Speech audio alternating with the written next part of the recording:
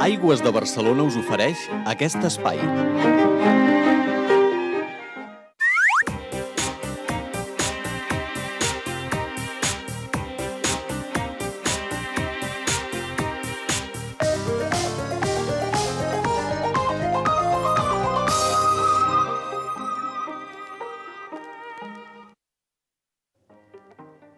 Hola.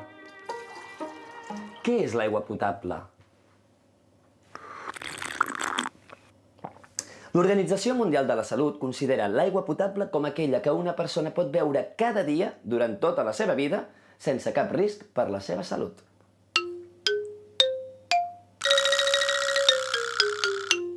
Per això no existeix el whisky potable ni el vodka potable.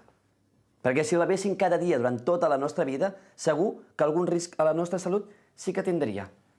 Però on està el límit?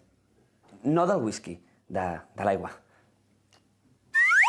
No ens equivoquem. El límit no és el gust. Hi ha qui pot tastar aigua de l'aixeta i dir que no és potable perquè té gust a clor. I al revés.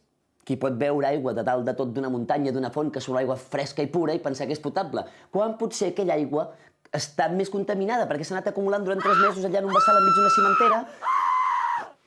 Ai, ara m'ho he imaginat i se m'ha girat tot. Per saber si l'aigua és potable, doncs, no ens hem de guiar pel gust, sinó per la seva composició. Mireu, per fixar la qualitat de l'aigua hem de controlar la presència dels seus components. Fins a 250 paràmetres físico-químics i 7 de microbiològics.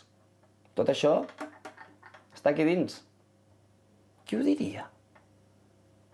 Hi ha components de l'aigua que en concentracions baixes no ens fan cap mal, però que en excés podrien ser perjudicials. Així que perquè l'aigua sigui potable, hem de controlar els excessos d'alguns determinats components. Vaja, com la nata. Una lionesa inclús és bona per a la salut. Ara, si ens en fotem 1 quilo cada dia, és que segur que ni ho expliquem.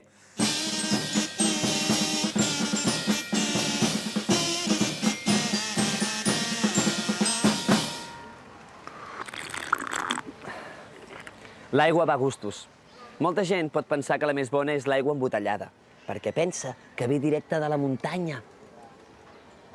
Qualsevol aigua que no bevem directament d'un riu o d'una font ha passat determinants controls i tractaments. Avui en dia, ja molt poques coses són 100% naturals.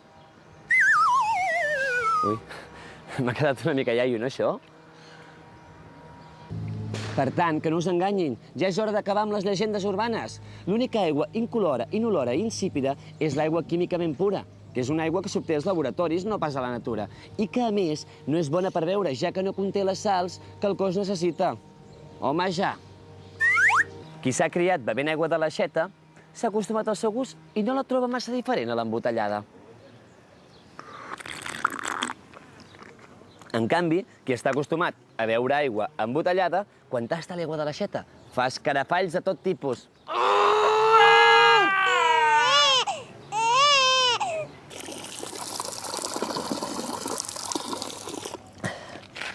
Tant és que estem a poble o ciutat.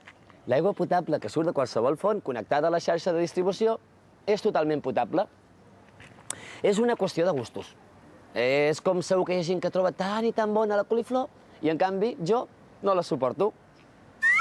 Mireu, tant l'aigua de l'aixeta com l'embotellada tenen completa garantia sanitària. És evident que l'aigua de l'aixeta té el seu propi gust personal, però perquè porta tota una sèrie de components que la fan precisament potable. De mateixa manera que l'aigua embotellada també té el seu propi sabor personal. De fet, és cert que l'aigua de l'aixeta de vegades pot tenir un cert regust a clor, però no patiu. El clor està recomanat per l'Organització Mundial de la Salut com un dels millors desinfectants del món. La seva presència ens assegura l'absència de gèrmens i una total garantia sanitària. Per tant, cal deixar-nos de manies. Podem estar 100% tranquils. L'aigua de l'aixeta és senzillament bona. Tot depèn del sentit que vulguis donar-li la paraula bona. Bona de qualitat o bona de gust? Què és més important? Apa, aquí us deixo la reflexió perquè penseu mentre espereu a la parada de l'autobús. si tu vols.